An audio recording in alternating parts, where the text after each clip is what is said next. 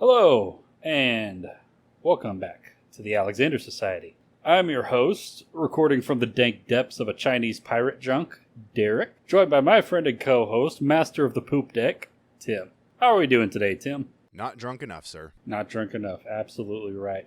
Yeah, you've been having a rough time of it very recently. You want to talk about pirates? Will that cheer you up? Fuck yeah. Yeah, let's talk about pirates. Pirates are fucking sick. Let's go see the One Piece, sir. Oh my god. Oh, Jesus. I know, okay, I know I'm going to have to. That is the one story that I know for a fact you would love, but that long, chapter episode count is going to kill you. Yeah. One Piece is to me what 40K is to you. You know you'll love it, but you're avoiding it to save your soul. Yeah, we really want to share these things with each other, but goddamn are they intimidating. Okay, Derek, what you drinking tonight after we're done with our One Piece talks? I pulled out more of this stuff that I was drinking on the last episode that we did. Last episode was my first episode back from my honeymoon. And while I was on my honeymoon, we stopped by this lovely, beautiful little brewery in La Veta, Colorado, called Mountain Merman Brewing Company. And I got myself a 6-pack that was their tap, which was canned right in front of me at the bar. And boy, oh boy, does it taste like it. Oh, this stuff is so good. Right now, I'm drinking Summer Flash, which is a watermelon lager, 4.5%. I've also got an ale and a golden, like a golden light beer, like a weedy something or other. And so, yeah, I'm going to be enjoying myself at that. And for my harder stuff, I've pulled out what do you think this is? This Paul Mason or Paul Masson? I would have said Mason. Yeah, I was assuming it was Masson, but I heard you say Paul Mason, and that makes more sense to me. I'm also a dyslexic fuck, so don't trust me on anything. Yeah, it's the second S in there that's throwing me off. Anyways, it's the Paul Mason Peach Grand Amber. It's just a nice sipping sort of liquor. It's only 27%, but I really like it. It's not super fancy or anything, but it's a peach, and I love peach, so I'm gonna get the most out of it. Tim, what are you drinking? So, when I came over for your wedding, you gave me a bunch of beers, and only 2 of them had enough to do anything with on the podcast. At least my stupid autistic rules I give myself. So I'm drinking Neon Shine. It's a Belgian-style wit. It's a wheat ale spiced with tangerine peel and coriander. 5.5. Oh, right, yeah. I think I was ambivalent on that stuff. That's the best way I can put it. I can tell you, not my taste buds. I'd probably give it a 2 out of 5. Simply, not because it's bad, just because it's not me. And then, to hate myself tonight, I am drinking Hiram Walker Peppermint Schnapps. 30%. I told you I'd drink it eventually, and I just didn't want to buy any more alcohol. That's the shit. When I was still at college, that's the shit I would buy for the freshmen when they asked me to go on a liquor run for them because it was cheap and it would get them fucked up. I mean, fuck it. That is a freshman year of college liquor. So. Yeah, so here in our illustrious society, we abide by an ever-changing set of rules that are made up basically on the fly. On the spot, literally minutes before we started recording, because Derek could not convince himself to have rules. It's not that I couldn't convince myself, it's that I just could not for the life of me think of some good rules for this one. So if these ones are kind of shit, then just, bear with me. I'm doing the best I can. Rule number 1, whenever Derek says the word Qing, we take a sip. Whenever Derek mentions something sexist happening, 3 sips. Rule number 3. Every time our main character turns out to be more competent than everybody around her, what are we going to do, Tim? We're going to take a shot. I got mine ready. What about you? I got mine. Prost. Cheers. So I generally hinted at what we were doing for this episode. We're going to be talking about pirates, but specifically we're going to be talking about one woman who is arguably the most successful pirate in all of human history. Like, it is incredible how much she accomplished in what was really like a very short period of her life when she was actually a pirate. Which is, you could say that about most pirates, actually. Pirates don't live very long. The weird thing is, she lived a very long time, but her actual pirating career was a very small chunk of that. Let's go ahead and get into it. Are you ready? Hell yeah. So before we get into the main character, and I'm not even gonna bother mentioning her name yet because you won't recognize it. You just won't. I was certain I probably wouldn't. I know nothing about real life pirates really, except for that Blackbeard was an actual person. Yeah, it's wild. It's actually wild to me that some people don't realize that Blackbeard wasn't just like a storybook character; that was actually a real person. We need to cover him at one point. Oh, that'd be a hard one. There's not a lot on him. He actually died relatively young. We're not even sure exactly what his name was. Oh, I knew that. I think that would be one of probably actually better as a mystery docket because we can go down the conspiracy / like the mystique of it side. Yeah. So, let's back up a ways. Let's look at the year 1644. Now, this is not the period of time that our main character lived in, but it is a period of time that all of the stuff that would end up going on around her began.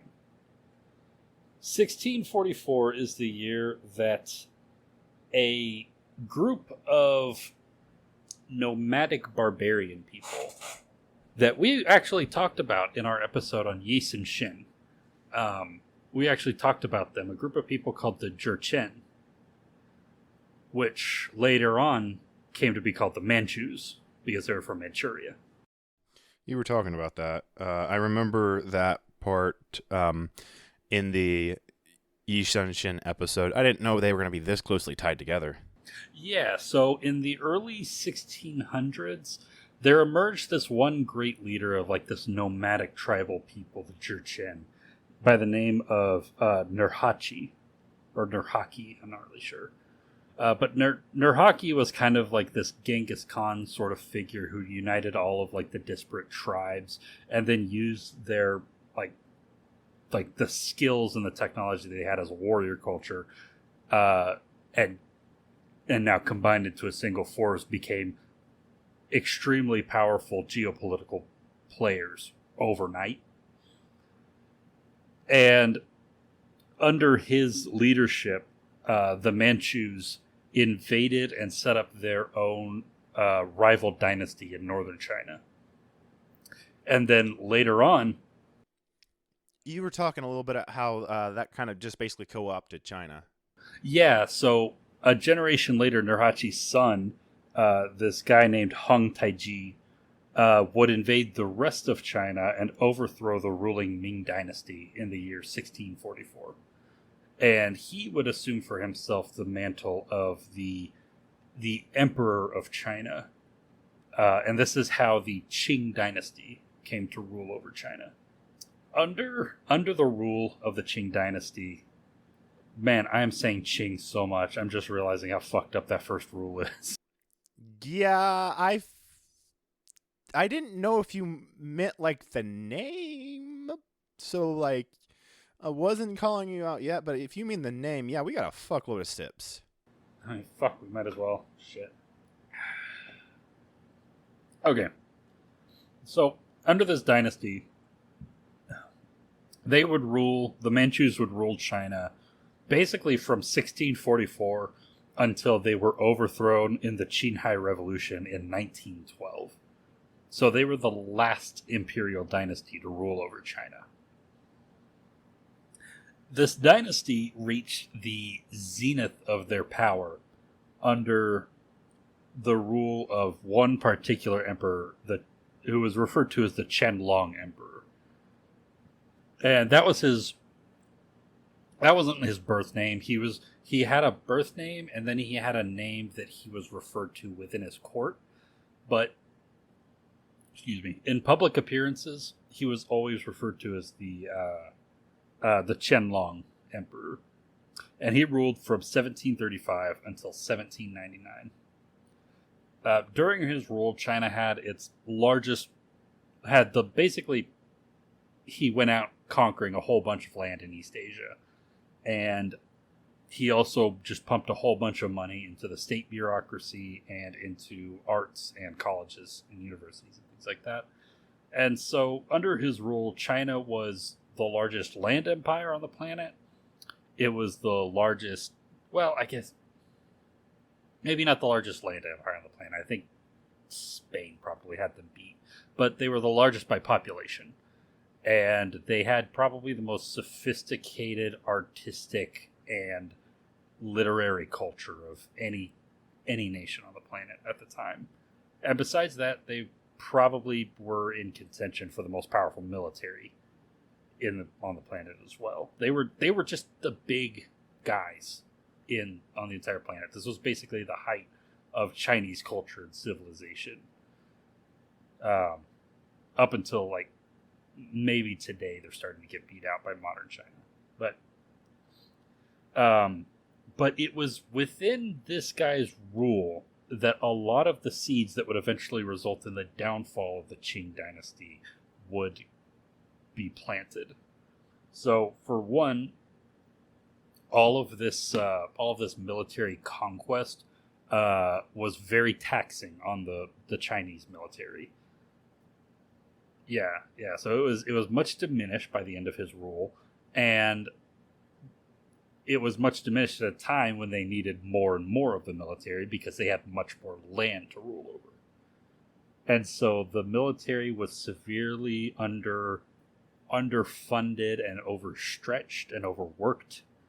And then the years of relative peace within like the core of the empire caused a whole bunch of corruption to start running rampant through the government bureaucracy. Tale as old as time. That's what happens to empires. Corruption, a tale as old as time. Yeah, so a lot of those weaknesses are what would cause China to be very ill prepared for all of the fucked up stuff that happened to them in the 1800s going into the 19th century. Stuff like European imperialism, stuff like the Opium Wars, things like that. The introduction of Christianity to China was a nightmare. Eventually, I'm going to do an episode on the Taiping Rebellion and that time that a Chinese guy convinced himself that he... Now, I need to ask you a question. Have you ever failed a test? And we can cut this out. I just really wanted to bring this up. Have you ever... I have failed tests before. Yeah, but have you ever failed a test so badly that you went into psychosis and emerged believing that you were the younger brother of Jesus? No, I can't say I have. Yeah, so that happened in China in the 1840s and the 1850s. And it resulted in this guy who convinced himself that he was the second Messiah starting a rebellion against the Imperial Dynasty that resulted in the deaths of 40 million people. Fuck. It's the second deadliest war in all of human history behind World War II. I'm going to talk about him eventually because that is an insane story. That is very insane. So, yeah, anyways, let's see, where was I? So, yeah, it's during the later years of this emperor's rule when the cracks are starting to show in this grand, majestic Chinese empire. That's when our story begins. And our story begins in the city of Jinhui in the Guangdong province, which is it's a port city in southern China. It's on the coast with the South China Sea. A young girl was born in 1775 by the name of Shi Yang. Little is known about Yang's life. It's believed that she was probably a member of the Tanka people, which when I was reading about this, the Tanka people are really cool. Like they sound like they're straight out of like a fantasy story, because they're a persecuted minority. Historically, they're a persecuted minority in China, and their cultural traditions revolve around living on boats. Interesting. So a lot of them will live their entire life. They're born, they live, and they die on boats, and very rarely ever step foot on land. Like, all of their buildings will be built on floating barges. They'll run all of their businesses and trade out of boats. They are like a fantasy. This is something you put in like a fantasy story, and they're real, and that's really cool. They were also very often persecuted by the Qing Dynasty because they were very often persecuted because they were because they were seafaring. They were a traditionally nomadic people, and you know how big empires treat nomadic people like shit. To give you a hint, when the English arrived, when the British arrived and started learning about the different ethnic groups in China, when they came across the Tanaka, they referred to them as boat gypsies. Please forgive the slur, but that is the term that was used. And the Han and Manchu majority peoples that ruled over China liked that slur so much that they started using it themselves. So think of them as they were treated in China the same way that the Roma people were treated are treated in Europe. And it's believed that she came from this ethnic background, and it would make sense because she did live most of her life on boats. The typical story goes, like I said, don't know a lot about her early life, literally nothing about her childhood, very scant little about her early adult life. The typical story goes that she was a sex worker. Is that just sexism? I'd count it. There's probably a lot of sexism going on in that industry as well. I was meaning generalizing her down to likely have been a sex worker. That's pretty typical the kind of thing. Be derogative to females. Possibly. But the possibility is there, so I'll go ahead. It is generally believed that she began her career as a sex worker on a brothel boat. So a boat which was a brothel. And there are also stories that she eventually rose up and eventually became the mistress of this brothel as well. So she went from being one of the ladies in the brothel to eventually running the brothel. But like I said, there's no evidence. We really don't know. That's just the best guess that we have. What we do know, when she really solidly enters the historical record, is that in 1801, at the age of 26, she marries a man named Zheng Yi. Zheng Yi was a pirate. And at that time, he was part of a larger pirate fleet that was commanded by his cousin Zheng Qi, and both of them, they came from a family that they were like a dynasty of pirates. Basically, they were pirate nobility. Their family had been pirates for 200 years at this point, and they were it was one of the most renowned pirate families in the South China Sea. And they commanded over this pirate fleet that at the time, usually they made their living just, hunting trade through the South China Sea. But at that time, they were working as privateers for one side of this civil war that was going on in Vietnam, which is just right close to South China. And so that's what was going on in 1801 when they got married. And so after they got married, Shi Yang took the name Zheng Yi Sao, which literally just means wife of Zheng Yi. That's very sexist. We shall drink. Yeah. What's even worse is that that is the name that she is remembered by in history today. Despite everything she did, she is remembered by her name, which denotes her as the wife of some dude. So the year after they got married, 1802, this civil war in Vietnam ended, and the side that Zheng Yi was fighting for lost. And during the final battle, his cousin, who commanded over their pirate fleet, was captured and executed. And so, in one fell swoop, the pirates of Guangdong lost both their leadership, and they lost all of their income as well, because they were being paid to be pirates, and now they lost all of their income. So those two things at the same time, there was a massive power vacuum that opened up within the pirate hierarchy, and all of a sudden this fleet just starts fighting against one another. It turns into like a pirate civil war, basically. And so Zheng Yi, he proves to be a very capable leader during this time. He ends up becoming like the focal point of one faction of this pirate civil war, and he manages to bring all of the pirates back into alliance and stop the fighting and bring them into like a confederation to kind of help. By bringing them back together, they can better organize and better reap more of the profits of their trade. But the big thing is that he didn't do it alone. Zheng Yi Sao, and I'm just gonna refer to her as Sao from this point forward.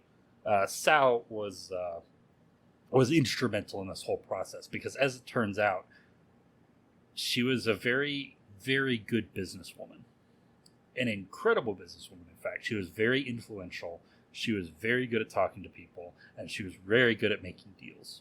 Hell yeah!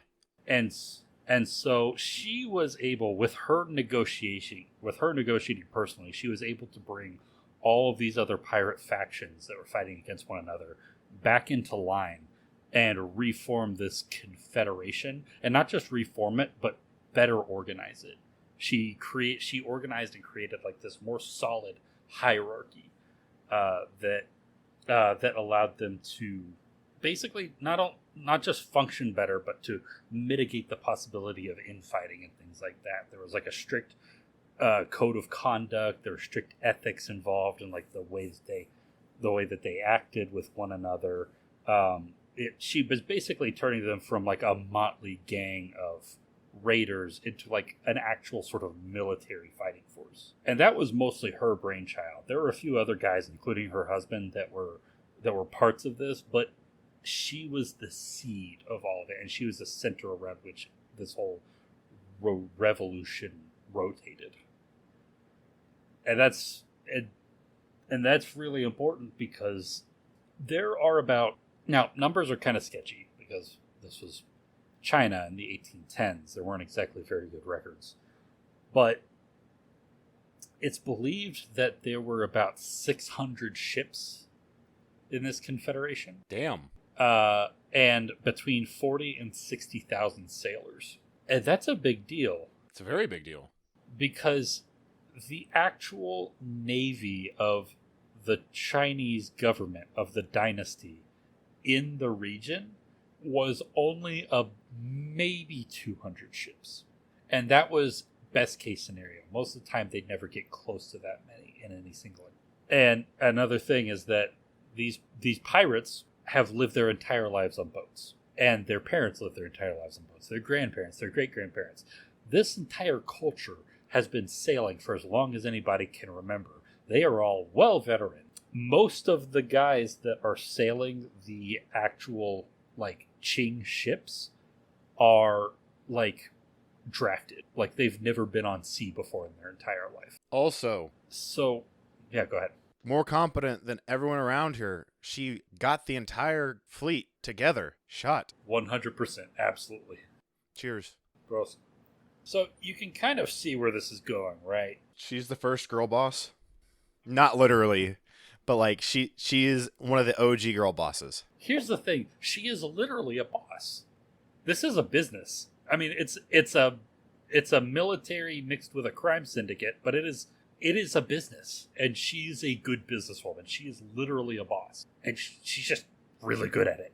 But you can see that what she has created here is by turning it into like a practical fighting force and turning it into like an actual practical navy. She has just in one fell swoop created the largest and most powerful navy in the entire South China Sea, and it is not beholden to any government. And so now they've just opened up a lot of opportunities. So That's more than just a lot, Derek.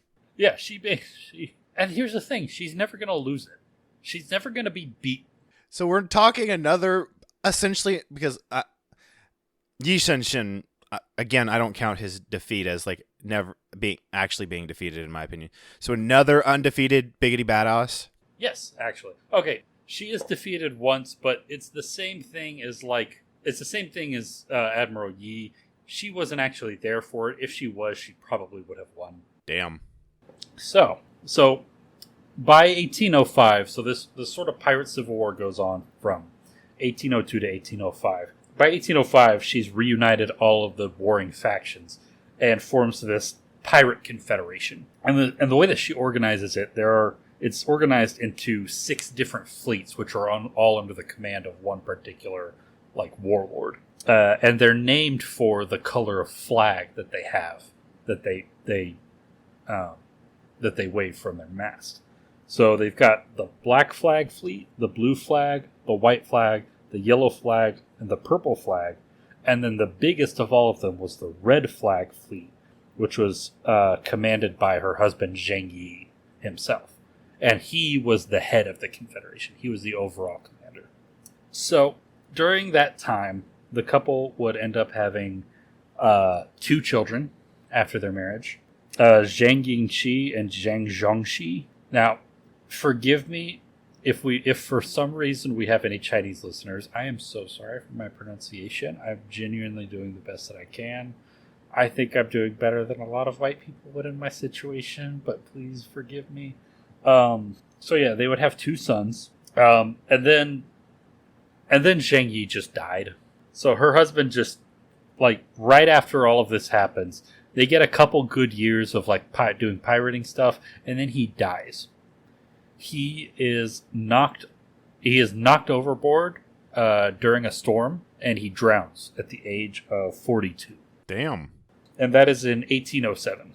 And so, ever the ruthless businesswoman that she is, as soon as he died, Sao immediately took action, and she had, during this time, been building up a little like political faction, underground faction of her own, of basically like a pool of support for her own command in the event that she would ever have the opportunity to take control for herself.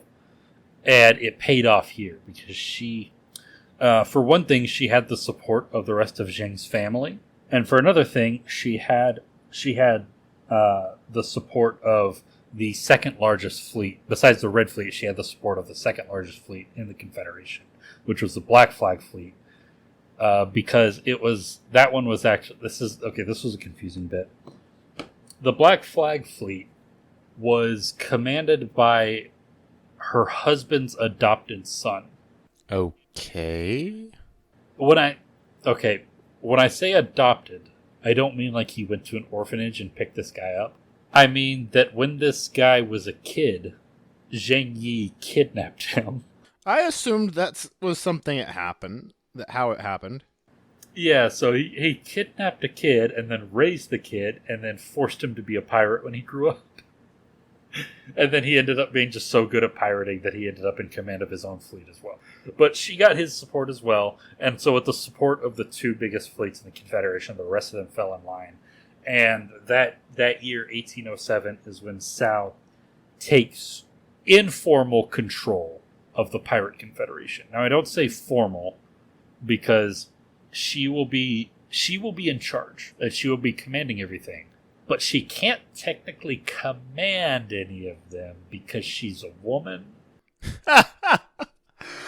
That's sexism. 3 sips. Even though everybody knows that she is in charge. She's in charge. She has a guy who's running the Red Flag Fleet and who's technically on paper in charge of the whole Confederation, but every decision he makes and every command he gives, He's just a puppet. yeah, it's all passed through her first. She's making all the decisions, and everybody basically treats her like she's in command. So now that she's in command, this is where things really start to get spicy. So, in 1808, the Confederation started making moves, and in that year, the fleet engaged 2 fleets of the Qing Dynasty off the coast of Shenzhen province. And in those 2 engagements, basically just one after the other, knocked out the entire Qing naval presence in that part of the coast. So, like, real quick, it was like 100. They had like 100 ships total, and she just knocked all of them out in like 2 battles. And just like that, the entirety of the coastline of the Shenzhen province was completely under pirate control. And this, take a sip real quick. This came as a bit of a shock to the Qing Dynasty. Shit, I gotta watch myself with that. This came as a real shock because, the dynasty was at its height of power. Like, it had this reputation for being very safe. Like, the pirates just running amok was not a... Okay, maybe pirates running amok was always kind of a fact of life for people living on the coast of China, but pirates challenging the actual government authority was unheard of. Like, that just didn't happen. Okay, so yeah, things... Sao is now in command, and things are getting spicy. In 1808... Oh yeah, okay, so this pirate confederation, they start making moves, and they're now challenging the authority of the Qing government, and have basically wiped out Qing authority in the region, and like that part of the South China Sea. That's a bunch of sips. So the main area that they've defeated government forces in are located right around the delta region of the Pearl River, which is one of the major river waterways through in South China, and it's home to some of the most lucrative trading in all of China. And now they basically have free reign over the entire Pearl River. Like, they could sail their smaller ships up the Pearl River and just kind of do whatever they want anywhere along the banks. And so they went out along the Pearl River. They start raiding, and they even do some legitimate trading. Like, they'll just roll up to a town and just start doing actual trading. Hey, I'll give you some of this stuff that we stole off of a ship back there. You give me some of the stuff you're selling here. So it's they're a mix of Vikings and genuine actual. I was literally just about to say they're a little bit like the Vikings, aren't they? Yeah. They're doing Viking shit. Get in, fuckers. We're doing Viking shit. So in 1809, the Qing You hate yourself for that role, don't you? How the fuck did I do this? The following year, the government forces sent a larger fleet of around 100 ships to confront the pirates, and this was Sao's real command in battle.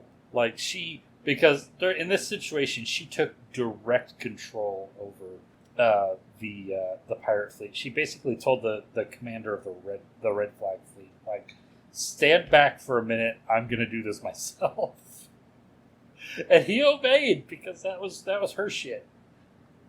So yeah, the government sent out a larger fleet in order to confront the pirates, and this ended in disaster because Sao personally took command of the fleet and managed to do a brilliant flanking maneuver that resulted in the entire reinforcing fleet being destroyed. And that was 100 ships. Not all of the ships were sunk or anything. A lot of them escaped, but it became completely inactive in the region as soon as they arrived. Yeah, that's some competence. What do you think about that shot? Shots. Cheers. So then after that, the government sent another fleet which was even larger. And this time they managed to actually do some damage to the pirates because they managed to catch one of the fleets out in the open and completely alone, not able to be reinforced. And this was the White Flag fleet. And the White Flags were one of the smaller fleets in the Pirate Confederation. And so they were completely outnumbered. They didn't have any reinforcements. And so they ended up being completely destroyed. So that's an entire one of the fleets in the Confederation that was destroyed. And that was basically that little description I gave you right there. That's the only defeat that this Confederation is ever going to suffer. Fuck. Okay. And it was a smaller part of their whole Confederation. So when the government sent this other fleet, and it ended up destroying the entire White Flag fleet of this pirate confederation. And so to avenge that loss, Sao decided that, okay, now they fucked up. We're pulling out all the stops. And so she orders that the entire confederation go out and just make a mess of the place. And so for like a month, all of the ships in the Confederation, like 500 or so, are just going everywhere along the coastline. So yeah, they raiding, pillaging, burning, all of the other stuff that I don't want to say out loud that goes along with that. It all happened. And the body counts are incredible. The body count. Okay, so let's go through these real quick. So the leader of the Black Flag Fleet, this guy named Guo Podai, sailed up the Pearl River pillaging every settlement that he came across, and in less than a month, his fleet was personally responsible for the deaths of 10,000 people. Fuck! So many people. That's so many. In September 1809, Zhang Bao, he's the official commander of the Red Fleet, who takes orders directly from Sao. In September 1809, Zhang Bao and the Red Flag Fleet completely destroyed a fairly large town near the city of Humen and killed 2,000 people in like 2 days. Like, they went full scorched earth. They immediately, just overnight, became the scourge of the South China Sea. Like, before this, they were pirates. After this, they were like actual, like, living monsters, like demons that haunt people's nightmares. It is incredible how much death and destruction that they just reaped across the coastline. The government tried to respond to this by sending out one more fleet to try and stop them, and this fleet was also destroyed. No fucking shit. So the government, the emperor at this point, is really at a loss of what to do. Like, they don't have the resources or the manpower, the money to deal with this. There's just too much going on. Because not only did the Pirate Confederation outnumber their fleet by just the raw number of ships and manpower, but also the pirates were just better sailors. They were the best sailors in all of China. Mm-hmm. The government was completely outmatched in every single way. And so they made the classic mistake that so many... The classic blunder. The classic blunder. That's actually exactly what I have in my notes. They made the classic blunder. Never trust a Sicilian. Never trust a Sicilian. Well, in this case, it's never trust the Portuguese when death is on the line. Because they call on the Portuguese. They get the Europeans involved. So, Portugal had a colonial outpost on the coastal city of Macau. So there were a bunch of different European imperial powers that had set up like colonial settlements on the Chinese coast, and the main Portuguese settlement was the city of Macau.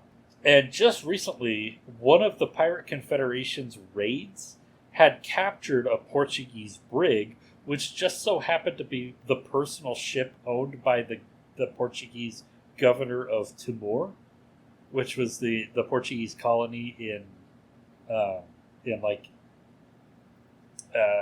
South Pacific, Indonesia. And so Portugal wanted payback for that, for stealing their ship. And so in November of 1809, Sao personally left the Pearl River area. The rest of the Confederation was there, but she took her ships and some other ships from the Red Flag Fleet and left so that they could go and get repairs. And they stopped off and anchored at Tung Chung Bay for repairs. And on November 8th, 6 Portuguese ships and 93 government ships blockaded the bay, which trapped Sao and her red flag fleet inside. So basically, she became trapped in this bay. She couldn't escape, and this was a bad situation because they didn't have anywhere to go, obviously. And so the two sides started trading blows. But even though the Red Flag fleet was outnumbered, they were just better sailers, and so every time the Portuguese and the dynasty forces tried to attack, they couldn't get a foothold within the bay, and so it eventually turned into a stalemate where they couldn't dislodge the Red Flag fleet. They couldn't dislodge the pirates from the bay, but the pirates also couldn't escape from the bay. And so to try and break the stalemate, the Chinese commander of the government fleet there, he converted half of his fleet. Literally, he sacrificed half of his ships, around 40 ships, and he emptied them of their crew, and then he turned them into fire ships. So he set them on fire and then just set them adrift into the bay in the hopes that they would run into the pirate ships and set them on fire. Damn. This is the best part of this whole story. You wanna don't think too hard about the answer to this question, but tell me what you think these pirates did in response. How they solved this situation. They just moved out of the fucking way? Yes, exactly. They just moved. They just shifted their ships around so that the fire ships just harmlessly cruised through the bay, and then they landed on the beach. And once they were beached, the pirates got off of their ships and they put out the fires on these fire ships, and then they dismantled all these ships and took all of the timber for firewood. And so the government, the Qing commander, just basically wasted all of these ships for absolutely nothing. Oh, that's it. But then, it's so funny because when I was reading this story, everywhere that I read it, it really buried the lead of the funniest part of this whole story, because not all of these fire ships actually made it to the beach, because while they were going, the wind changed directions and started they pushed a couple of these ships, two fire ships, back into the government fleet and set 2 of the government ships on fire, and those 2 ships sank. That's beautiful. It's lovely, wonderful. I'll drink to that. Yeah, give me a mini series, like a Band of Brothers style, or like a Shogun style mini series about this, and make that a plot point. And I love it. But what blew those ships back into the government fleet was that the wind changed direction. And once the wind changed direction, it turned into a tailwind for all of the pirates. And so they were able to use that tailwind to run the blockade. And so after 3 weeks of being besieged, they were able to take that wind and just speed right through the blockade and get out of harm's way. Hell yeah. And And so during this 3-week siege, the pirates lost 0 ships. They lost like 40 guys in some of the engagements, but they lost 0 ships. The government forces lost 3 ships, 1 to battle and 2 to their own fire ships. So, with this victory, Zheng Yi Sao's power is basically uncontested in the South China Sea. Like this, she is the most powerful person in this part of China, like bar none. Fuck. Yeah, like there's just nothing the government can do. There's nothing that they have left. Well, I guess that's not completely true. They do have one trick up their sleeve left, but for all intents and purposes, she is the most powerful person in the region at this point. So, she has the world at her finger. What do you think? What do you think she's going to do next? What does she do with this advantage that she has? Well, if they had all the power in the world in their fingers, if it was today, they'd diddle a kid. Oh, I guarantee that was already going on. Like, both sides of this conflict are already doing that. I was making on our current pedophile thing. Sao and her pirate confederation, they are at the zenith of their power. And while there is probably some kid diddling going on here, that is not exactly what I had in mind when I framed that question. So here, the pirate confederacy and Zheng Yi Sao is that they are at the zenith of their power. They're the most powerful force, and possibly the most powerful force in all of South China. I'm sorry. My brain immediately went meme. Now all of China knows you're here. The Mulan quote. I didn't do the accent right because whatever. But like, fuck, I gotta find that meme now because that might just be the whitest thing you've ever done in your life. Even though she's the most powerful person in the entire South. What? Yeah, she surrenders. What? Yeah, that's the reaction I was expecting. I don't think you got to the surrender part. Why the fuck does she surrender? Well, here, let me talk about that a little bit because it's a little convoluted. What's not convoluted in this fucking show? So there's a couple things going on in the background that on the surface it looks like she's got everything in her corner. But there's one thing, things weren't really looking good behind the scenes for the Confederation. There were a lot of personal disagreements between the commanders of the different fleets, and the cohesion of the whole Confederation was starting to break down. So what you're saying is she knew the shit's gonna fall apart, so he's like, before I start losing, I'm gonna just surrender. Yeah, it was just starting to get to the point where, like, a couple of the fleets had entered into, like, open battle at one point. And so she's like, okay, that's an omen of things to come, so let's start looking for ways out. The second thing was that I mentioned before, the government did have one more trick up their sleeve to deal with these pirates, and that was to try and make a deal with probably the other most powerful fleet in the entire South China Sea, which was the English, the British.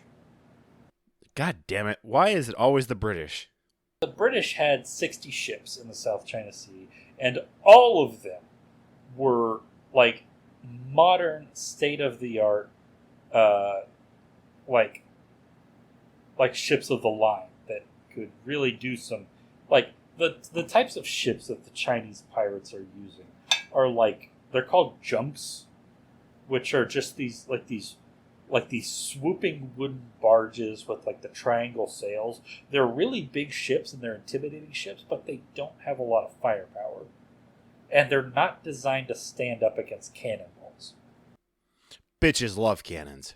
Bitches love cannons. The English loved cannons, and Chinese sailors did not like cannons because they put a lot of holes in their ships and made them drown. Yeah, I bet not. And so the British started patrolling the South Chinese coast, and it was starting to make it more difficult for the pirates to operate. And then on the other side of that, the government themselves were so desperate to end the piracy that they were willing to give a lot of concessions just to get it to stop. And so on one side, Sao was faced with my whole empire is collapsing. We're facing a new threat that we are not equipped to deal with in the British.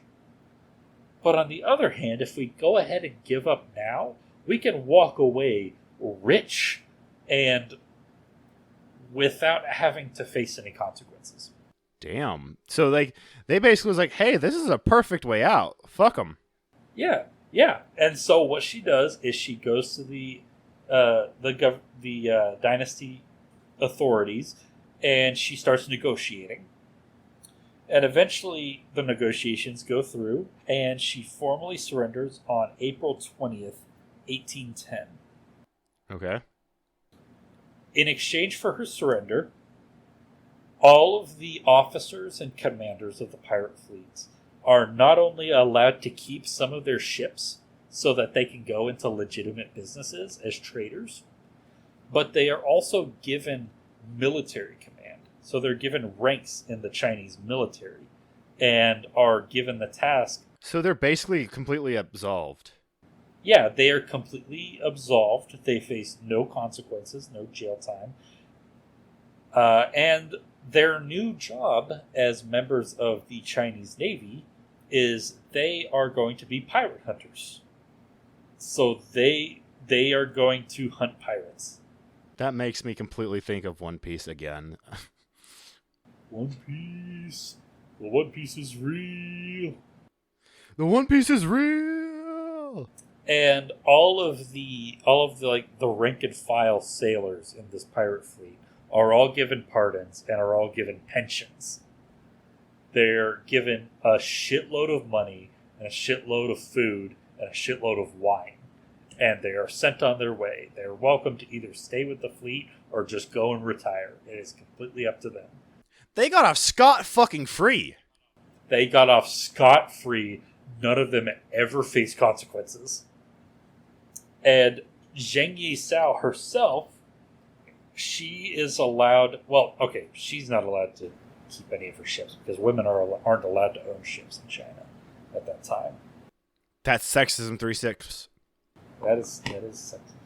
So she's not allowed to keep any of her own ships, but she is allowed to marry that guy that I mentioned earlier. Oh shit, what was his name? The person who was like her stand-in leader? Yeah, the guy who was in command of the Red Flag Fleet. Zhang Bao, that was his name.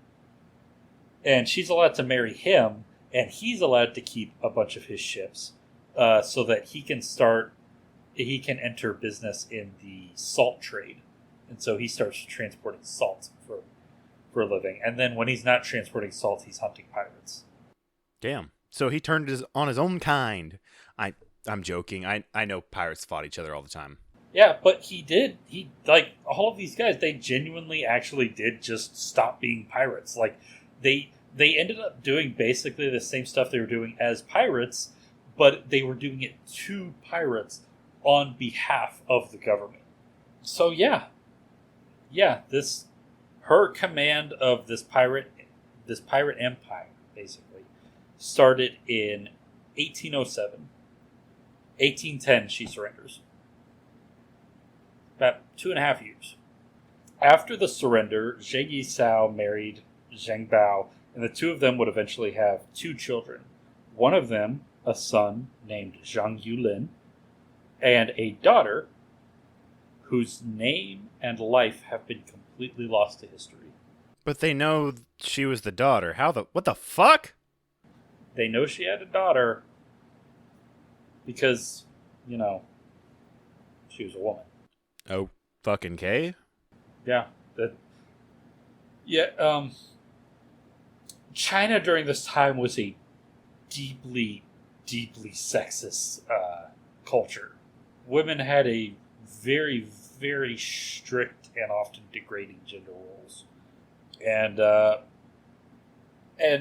so it's just, even though she was the daughter of one of the most infamous pirates in all of history, she just never had anything wrote about her.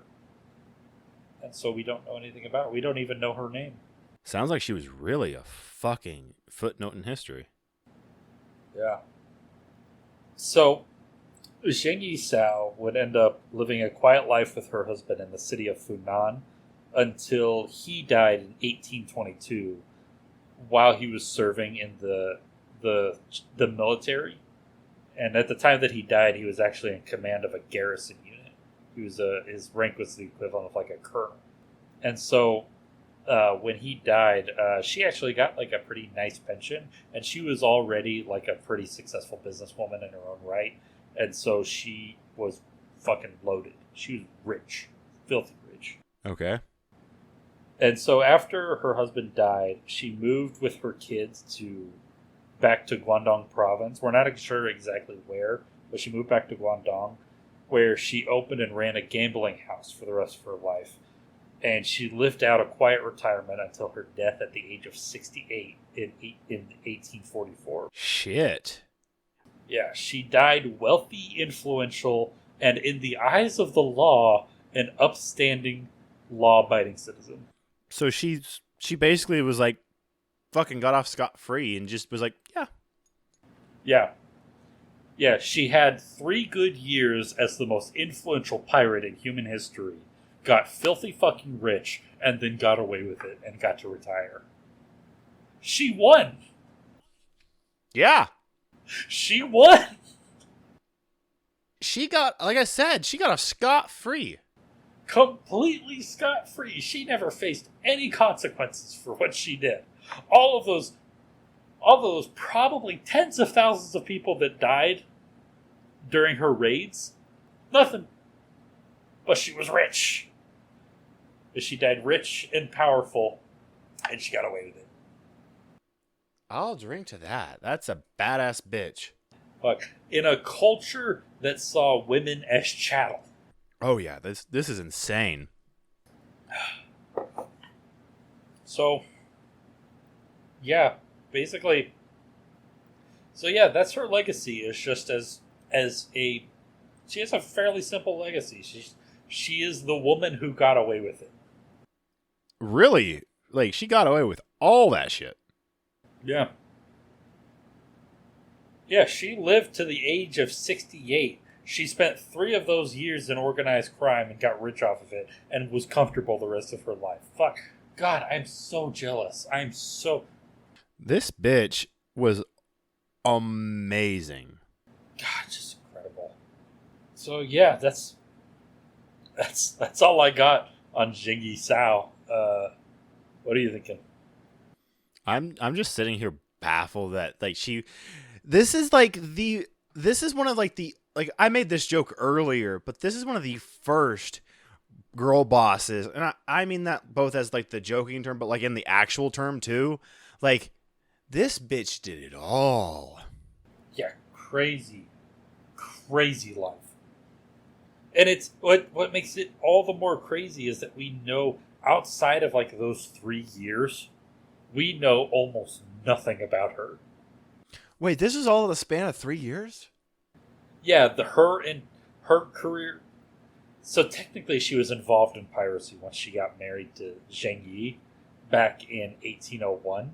But her actual command of the pirate fleet, like actual like general like feats and facts we know come from a 3-year span, is what you're saying? Yeah, 1808 to 1810. They can find me on Twitter at Visigoth. The first I is a 1, the O is a 0. They can find me on Blue Sky at Visigoth. The first I is a regular I, the O is a 0. Tim, what is the other stuff? So they can find me both on Blue Sky and Twitter on Tim, aka Otis. And then they can find us on the podcast at the Alexander Society Pod on Facebook and Instagram, Alex Society Pod on Twitter and Blue Sky, and Alexander Society on TikTok, which we have actually posted more content.